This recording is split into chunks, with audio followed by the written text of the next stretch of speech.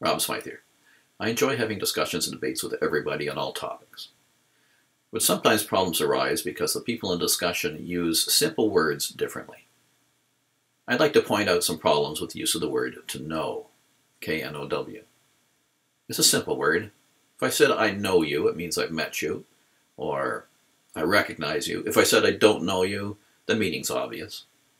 But how about the exasperated wife who learns of her husband's unusual behavior and says, I don't know you at all? A little different. The most perplexing difference in the use of the word know, and the most frustrating, arises in discussions between religious fundamentalists and advocates of the scientific method. I count myself as one of the latter. Can you picture this discussion? Andy says, there's no solid, irrefutable evidence for the existence of a deity. Bob says, that doesn't matter. I know that God exists. Andy, how do you know it? Bob says so in the Bible. Andy, so? And Bob says, the Bible's the Word of God. What's written there is true. Andy says, but if there's no God, then there's no Word of God, so what the Bible states can't be taken as truth. Bob says, but I know God exists. In that discussion, Andy pointed out circular reasoning. Bob's conclusion only comes from assuming the truth of his assertion that his conclusion is true. Bob got out of it by claiming absolute knowledge. If the discussion continued, it could go like this. Andy might say, you don't know that God exists, Bob. You think God exists. You believe God exists, but you don't know it. Bob would say, I believe it, sure, but I don't just think it. I know it. A scientist uses the word know differently from a non-scientist. To a scientist, knowing means accepting as true a concept or fact the scientific community universally agrees upon and is borne out by all relevant experiments. For example, the moon orbits the Earth. Right? Experiments, observations show that this is true. Interestingly enough, in the sun's frame of reference, the sun doesn't see the moon orbiting the Earth. The sun sees the Earth and the moon orbiting the common center of mass between them.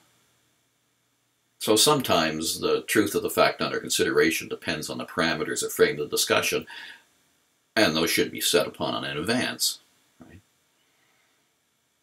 Another example, simpler. The room you're in has a floor. Either it does or it doesn't. Observation determines the answer. A scientist would accept your saying that you know the room has a floor. Right? The know used by religious people is different. Did Moses lead the Israelites out of Egypt and spend 40 years wandering around in the desert? Well, there's no record of this event in otherwise well-documented Egyptian history, and there's no archaeological evidence of camps of hundreds of thousands of people in the desert living there for those 40 years. Yet Jew, Christian, and Muslim fundamentalists know that this happened because it's recorded in the Old Testament, which they know is true. Let's go back further. Did God create Eve by taking a rib from Adam and fashioning it into a woman? A fundamentalist knows this to be true, as certain as a room has a floor. But obviously there's no observational evidence. And if God could create Adam without needing a rib from somebody else as a starter, God could create Eve without needing a rib from Adam. Of course, an all-powerful God doesn't need anything to do anything. So in addition to the lack of evidence, we have a logical problem.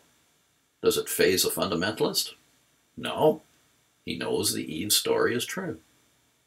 This co-opting of the word know by religious people, when I think they should be using the word belief, renders discussions between atheists and religious people problematical, as it does discussions between fundamentalists and non-fundamentalists.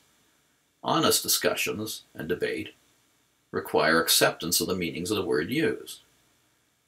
This issue gains added significance when we find out that over 40% of the American public know, that God created humans in essentially their current form less than 10,000 years ago. This is, of course, contrary to details of human evolution almost universally accepted by the scientific community, facts accepted by religious and non-religious scientists alike. That's a fact I find disappointing.